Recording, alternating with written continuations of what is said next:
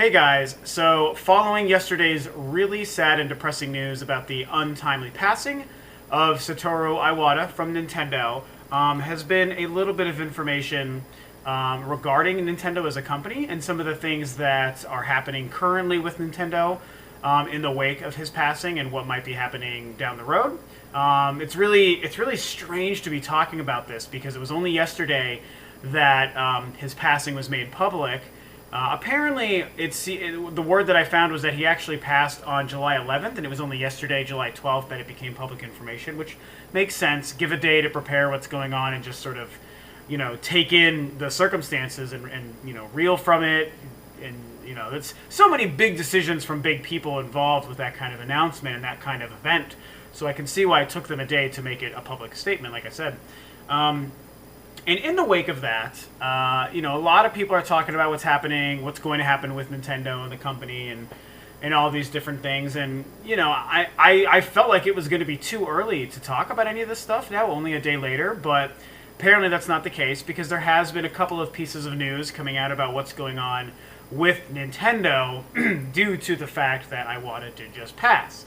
Which is so weird to say out loud and to just realize, it still doesn't feel real or right. It's just so strange, man. It just sucks. So anyway, basically what's happening is, obviously, we don't quite yet know who's going to be replacing him as the CEO of Nintendo. President and CEO, we don't quite know yet. Obviously, there's going to be, a search, some meetings, some discussions. Is it someone internal? Would they hire someone else? And I can't imagine they would hire someone else, but you never know. So there's probably going to be a long, lengthy period before we actually know what's going to happen there. In the interim, however, everyone's favorite main man, Shigeru Miyamoto, as well as a fellow Genyo Takeda, are kind of named the temporary interim CEOs, the two folks who are going to be running the company while Nintendo determines its future and who they actually want to put in the shoes of Iwata's previous role. Pretty interesting. I have to admit that I'm not familiar with Genyo Takeda's name. It doesn't sound familiar as it relates to Nintendo.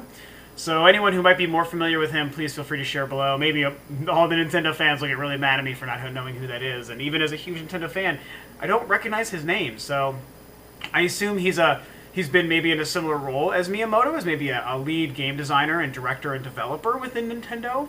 I'm sure his name is on the credits of many of my favorite games. So it's cool that I think Miyamoto and this other fellow are kind of taking the reins and helping run the company and just sort of probably keep things afloat while everyone reels from what happened and just prepare themselves to move forward as they decide what kind of person they want to get in the role. Now, the interesting thing that I actually wanted to quickly talk about today was that the word is that Miyamoto is the front runner to take his place, which for so many reasons makes sense. And I guess when I say it makes sense, I mean it's not surprising, because he's the other very public figure within Nintendo of Japan that everyone knows of and is always seen with Iwata, and that they've been working together for such a long time to run that company very successfully. Even with the Wii U not doing as well as it should be doing, still very successful. Nintendo's a very successful company. So, Miyamoto is apparently the front runner. I don't think that's been reported as fact as far as I know, but it's been discussed a little bit. So of course, as weird as it is to think about, I certainly got my brain sort of thinking and my juices flowing about that idea. And I have to say that I don't love it. And there's a couple of reasons why I don't love it, is that I just don't think it's Miyamoto's role. I just don't think that's who he is. I can't imagine he would really want to do it, and I could be so wrong. I'm not going to pretend to know the man, but it just doesn't seem like that's the kind of thing that he would want to do. And could he do it? I mean, he probably could do it, but I don't know that that's necessarily the best fit for him, and I'm only saying that as a fan, obviously, so far be it from me to pass too much judgment. I'm just sharing my own opinion and perspective as a gamer and a Nintendo fan. But I just don't know that it's maybe the thing that he would be best suited for. I mean, that's such a different role. Iwata's role in being the CEO of a big company like Nintendo, like Microsoft, like Sony, like anybody, it's just so different than what Miyamoto's been doing. And I think that maybe people who get really excited when they initially hear that might not be thinking about the differences in roles. I think a lot of people have been saying, oh, Miyamoto would be perfect. It's like it's almost like he already does that for Nintendo. Why not have him just take the official title and be more responsible with making some of the hard business decisions going forward? And I feel like maybe those people might be really missing, like I said, the extreme differences between what Miyamoto does as a game developer and a director, and what Iwata does as a president and a CEO and all these different things. It's so very different. And I just think Miyamoto's strengths lies in game development and creating ideas, and I think it's why he very recently said he's stepping back from the hardware decision making, as far as determining what the NX and future hardware are going to be doing with Nintendo, which I honestly think was good news. I mean, I think he's probably had some great ideas in the past, but right now, I think Miyamoto's still, his best quality is just making games. That's all, and that's all I want him to do. Maybe that's part of where my opinion comes from. Full disclosure, I could be blind in that respect. I just want him to make games. I don't want him to run Nintendo. I want someone else great and well suited for that role to run Nintendo. I want Miyamoto to make games. I think that's, and honestly, like I was saying a second ago, I think that's probably what he wants to do. So even if that's true, let's say that within Nintendo, he is the guy that they're thinking of, and they're probably talking to, and maybe he's mulling it over and considering it and weighing the options. I'm willing to bet that he probably knows that. He probably is saying, hey, I don't want to do this. I would rather just make games. Like, you guys have fun with it. He has no reason to want to run Nintendo, except for maybe pride, and honor, which is very big in Japanese culture, where they are from and where the company is based out of. So I'm sure that he has an immense amount of pride in Nintendo as a company and a name that has been such a staple in his life. So the legacy of the company, I could see being something that would drive him to want to take on the role. So he could say, well, I hold Nintendo so close to me and all these decisions and this empire that I've helped build. Yes, I want to maintain that in a way that I see fit. Maybe that's why he would step into the role. And I don't think it would be an unmitigated disaster. He's one of the smartest men in the entire industry, in the entire history of the industry. So I'm sure he would do okay. But I do think that there's something to be said for getting somebody who's perfect. And I don't really want someone who's okay for Nintendo. I want somebody who's perfect for Nintendo. I want that person, that guy, that woman, that human, that person that can say, this is what Nintendo needs to be going forward, and these are the things that we're going to keep doing, and these are the things that we're going to change.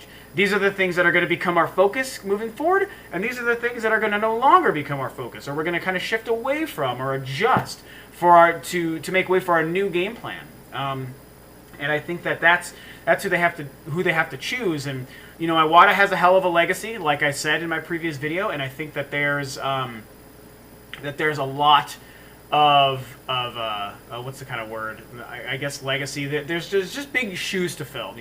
There's a very high standard you have to live up to. Even though Iwata hadn't made some of the best decisions the last couple of years, overall he's done some amazing things, and I think that you have to really live up to that standard if you're going to take on that role.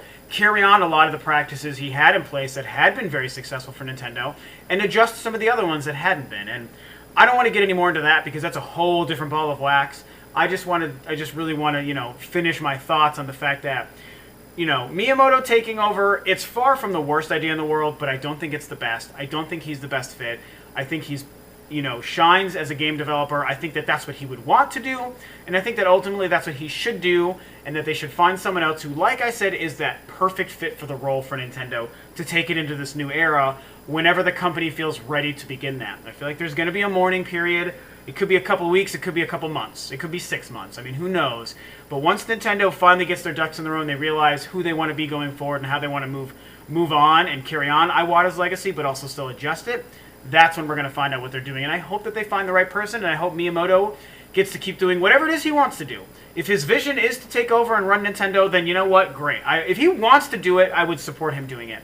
But I'm going to stick with my theory that until we hear otherwise, I have a feeling he wouldn't really want to do that, and he just wants to make great games. So I guess we'll just kind of have to wait and see, Really weird knowing that this information came out after only a day. I thought it would be at least a week, if not 3 weeks, before any of this stuff would be talked about. But it was already all over the internet today, what's going on with Nintendo now that Iwata has passed. So, we're still dealing with the wake of this very tragic event, and so whatever you guys think about this, definitely share it below. I don't even know what to say. If you can't even tell, it's like it's weird talking about it. So I keep tripping over my words and fumbling my sentences. It's like, how should we be feeling and reacting to this? And I don't even know. I just know that all of a sudden all this information about Miyamoto being the front runner came out, and I just started thinking about the pros and the cons of that and what I think would be best for Nintendo and best for Miyamoto.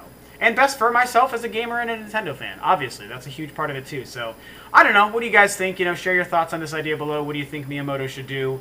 What do you think Nintendo should do? And, as more information comes out and theories, and I guess I can discuss that down the road too. If you guys want, let me know if you want me to keep talking about this. It's kind of weird to do it, like I said, because it's so fresh. But, if it is interesting to people, I'll keep discussing it. So let me know what you guys think. Thanks as always for tuning in. I'm going to give one last rest in peace to my man Iwata. It really sucks not having you here, and it's weird talking about this stuff, but hopefully things turn out all right going forward. So, thanks for watching. This is Rob of Rule of Two Review, and I'll catch you guys next time on another video.